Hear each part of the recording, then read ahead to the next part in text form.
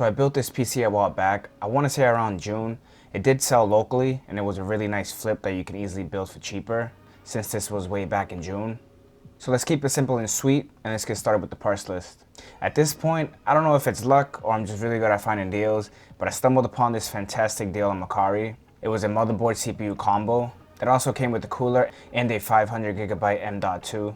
I was able to get this whole setup for around $220. Kind of a long story, but I ended up with two of these setups, essentially making this one for free. The motherboard that I came with was an Asus Strix B550G gaming Wi-Fi. I later found out this was originally from a pre-built PC. The CPU it originally came with an i7-11700KF, which I actually used both of those CPUs on a different build. Instead, I had an i5-10600K. This is a 6-core 12-thread CPU with the clock speeds of 4.1 GHz and a max boost of 4.8 GHz. For the RAM, I went with the Silicon Power 2x8 GB kit, clocked at 3200 MHz, keeping it really simple and also adding a touch of RGB. Now the stock cooler that it came with, it didn't quite sit right on the motherboard, which was affecting the temperatures, so I replaced it with an ID Coolant CPU cooler for a better peace of mind, which you'll see later on in the video. I was originally gonna sell this with the 500GB M.2 that it came with, but the client that I sold to requested an upgrade to a 1TB, which has now become a standard for all my builds. And of course I went with the Crucial P3 1TB M.2 SSD. Now that we got all the main parts out of the way,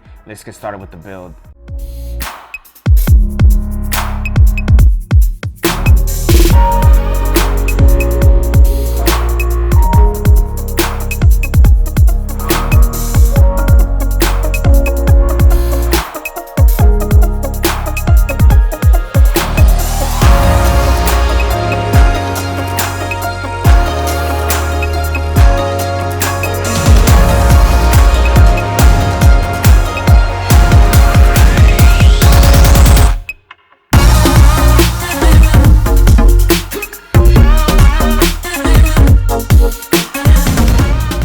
Now at the time of recording, this Deepcool case had just came out. It was a really great budget option and it actually still is at the moment. While it does require front case fans, it's still a fantastic choice. So for the fans, I picked up a Vitro 3-pack. They may not be the cheapest, it's definitely cheaper options. But if I'm gonna buy case fans, I want them to be PWM support and I want them to sync to the motherboard.